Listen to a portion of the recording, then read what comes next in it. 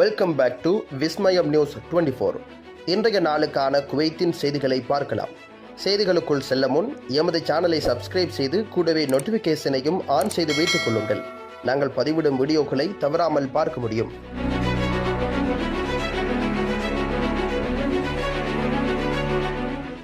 $4520 article 8 பாஸ்போர்ட்கள் வழங்கப்பட்டன. ஈத் விடுமுறை வரை வழங்கல் தொடரும். குவைத் குடியுரிமை ரத்து செய்யப்பட்ட மனைவிகளுக்கு 4520 பிரிவு 8 பாஸ்போர்ட்கள் வழங்கப்பட்டதாக உள்துறை அமைச்சகம் ஞாயிற்றுக்கிழமை அறிவித்திருக்கின்றது. ஈத்துல் அத்ஹா விடுமுறை முழுவதும் தேசிய மற்றும் பயண ஆவணங்களுக்கான இயக்குநர் தயாராக உள்ள பாஸ்போர்ட்களை தொடர்ந்தும் வழங்கும் என்றும் அமைச்சகம் உறுதிப்படுத்தியுள்ளது. அமைச்சகம் ஒரு அறிக்கையில் தற்பொழுது 3210 பாஸ்போர்ட்டுகள் சேகரிக்க தயாராக உள்ளன என்றும் பெறுநர்களுக்கு சகேல் விண்ணப்பம் மூலம் அறிவிக்கப்பட்டுள்ளதாகவும் குறிப்பிடப்பட்டுள்ளது. இவை மொத்தம் வழங்கப்பட்ட 7730 ஆர்டிக்கல் 8 பாஸ்போர்ட்களில் ஒரு பகுதியாகும். தடையற்ற சேவையை உறுதி செய்வதற்காக தேசியமயமாக்கல் துறையின் பணிக்குழுக்கள் உத்தியோகபூர்வ விடுமுறை நாட்களில் தினமும் காலை 9 மணி முதல் இரவு 9 மணி வரை செயல்படுகின்றன. சம்பந்தப்பட்ட நபர்கள் அறிவிப்புகளுக்கான சகேல் விண்ணப்பத்தை கண்காணிக்கவும் தங்கள் பாஸ்போர்ட்டுகளை பெற தேசிய மற்றும் பயண ஆவண இயக்குநரகத்தை பார்வையிடவும் எனவும் அமைச்சகம் வலியுறுத்தியுள்ளது. சவுதி, குவைத், பஹ்ரைன் மற்றும் ஓமானி மக்களுக்கு பயணத்தை எளிதாக்கிய சீனா.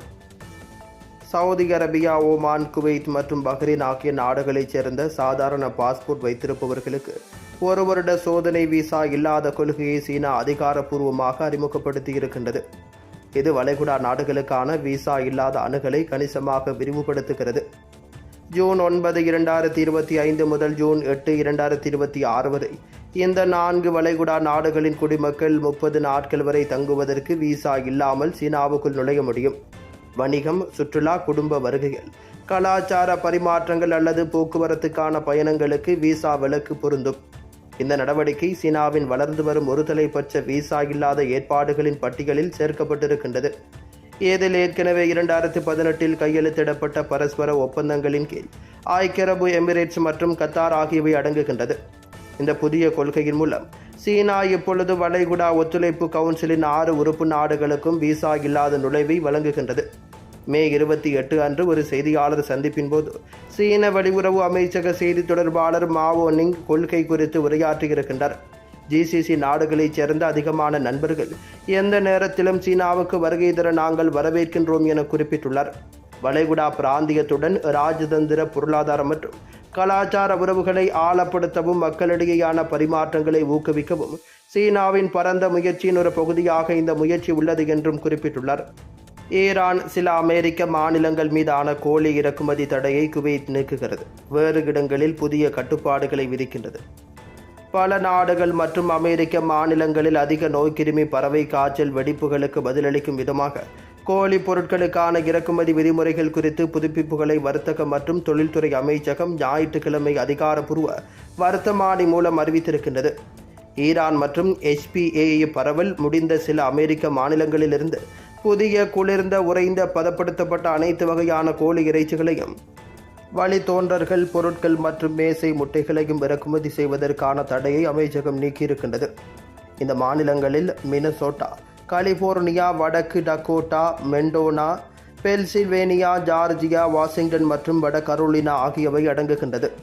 அதே நேரத்தில் HPA-யால் இன்னும் பாதிக்கப்பட்டுள்ள பகுதிகளிலிருந்து கோழி இறைச்சி, வழித்தோன்றல்கள் பொருட்கள் மற்றும் முட்டைகளை இறக்குமதி செய்வதற்கு அமைச்சகம் தடை விதித்துள்ளது. இவற்றில் அமெரிக்காவின் தெற்கு Dakota, Wisconsin, Illinois, Indiana, Pennsylvania, new Jersey மற்றும் நியூ மெக்சிகோவில் சில பகுதிகளும், செக் குடியரசு மற்றும் பிரேசிலிய மாநிலமான ரியோ கிராண்டே டோ சுல் ஆகியவை அடங்குகிறது. 70 டிகிரி செல்சியஸில் வெப்ப சிகிச்சைக்கு உட்படுத்தப்பட்ட மற்றும் சுகாதார மற்றும் பாதுகாப்பு தரநிலைகளை பூர்த்தி செய்யும் கோழி பொருட்களை இந்த தடைகள் விளக்குகின்றது. அத்தகைய தயாரிப்புகள் வைரஸ் இல்லாதவை அல்லது வைரஸ் அகற்றப்பட்டு விட்டன என்பதை உறுதிப்படுத்தும் அங்கீகாரம் பெற்ற அதிகாரிகளிடமிருந்து அதிகாரப்பூர்வ சுகாதார சான்றிதழ்களுடன் இணைக்கப்பட வேண்டும். இந்த நடவடிக்கைகள் குவைத்தின் கோழித்துறையையும் பொது சுகாதாரத்தையும் பாதுகாப்பதை நோக்கமாக கொண்டிருக்கின்றன. அதே நேரத்தில் பாதுகாப்பான மற்றும் சான்றிதழ் அளிக்கப்பட்ட மூலங்களிலிருந்து இறக்குமதியை எளிதாக்குகின்றன என்றும் தெரிவிக்கப்பட்டிருக்கின்றது. குவைத்தில் இன்றைய தினம் தங்கத்தின் பெறுமதிகளை பார்க்கலாம். 24 கேரட் ஒரு கிராம் ஒன்றின் தங்கத்தின் பெறுமதி 33.11 குவைத் தீனார்கள் ஆகும். 22 கேரட் 1 கிராம் ஒன்றின் தங்கத்தின் பெறுமதி 30.38 குவைத் தீனார்கள் ஆகும். 21 கேரட் 1 கிராம் ஒன்றின் தங்கத்தின் பெறுமதி 29 குவைத் தீனார்கள் ஆகும். 18 கேரட் 1 கிராம் ஒன்றின் தங்கத்தின் பெறுமதி 24.86 குவைத் தீனார்கள் ஆகும். குவைத்தின் இன்றைய நாணய மாற்று விகிதங்களை பார்க்கலாம். ஒரு குவைத் தீனார் ஒன்றின் இந்திய பெறுமதி 279.44 இந்தியன் ரூபாய்கள் ஆகும். ஒரு குவைத் தீனார் ஒன்றின் இலங்கை பெறுமதி 975.38 இலங்கை ரூபாய்கள் ஆகும். ஒரு குவைத் தீனார் ஒன்றின் பங்களாதேஷ் பெறுமதி 398.62 பங்களாதேசி டகாஸ் ஆகும்.